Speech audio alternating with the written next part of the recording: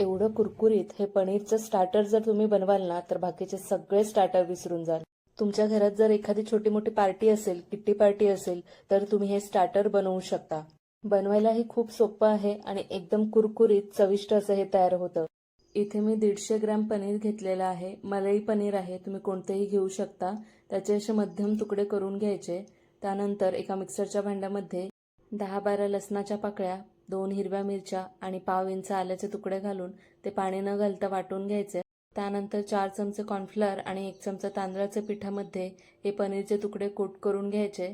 उरलेलं पीठ एका बाउलमध्ये घालायचं, त्यात तयार केलेलं वाटण, 2 चमचे शेजवान चटणी आणि त्यात बेसिक मसाले घालायचे जसं लाल मिरची, गरम मसाला, हळद आणि चवीनुसार मीठ घालून याचं एक घट्ट असं बॅटर तयार करून घ्यायचं। त्यानंतर 2 मध्यम आकाराचे बटाटे घेतले आणि त्याचे असे चिप्स पाडून घेतले पातळ पातळ। स्वच्छ धुवून घ्यायचे आणि एका कपड्यावर घालून कोरडे करून घ्यायचे।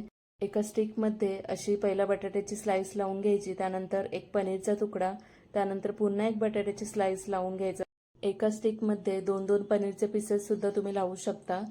इथे मी काही 2-2 पनीरचे पीसेस लावलेत आणि काही एक लावलेले आहेत।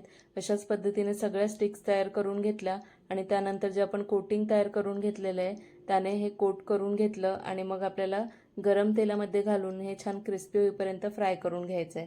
फुल रेसिपी हवी असेल तर चॅनलला अपलोडेड आहे। अशा पद्धतीने मस्त पनीरचं असं कुरकुरीत स्टार्टर तयार झालेलं आहे। शेजवान चटणीसोबत तुम्ही हे खाऊ शकता किंवा असंच सुद्धा खाऊ शकता। घरी एखादी छोटी मोठी पार्टी असेल तर ही रेसिपी नक्की बनवून पहा। छान क्रिस्पी पनीर स्टार्टर तयार झालेला आहे। धन्यवाद।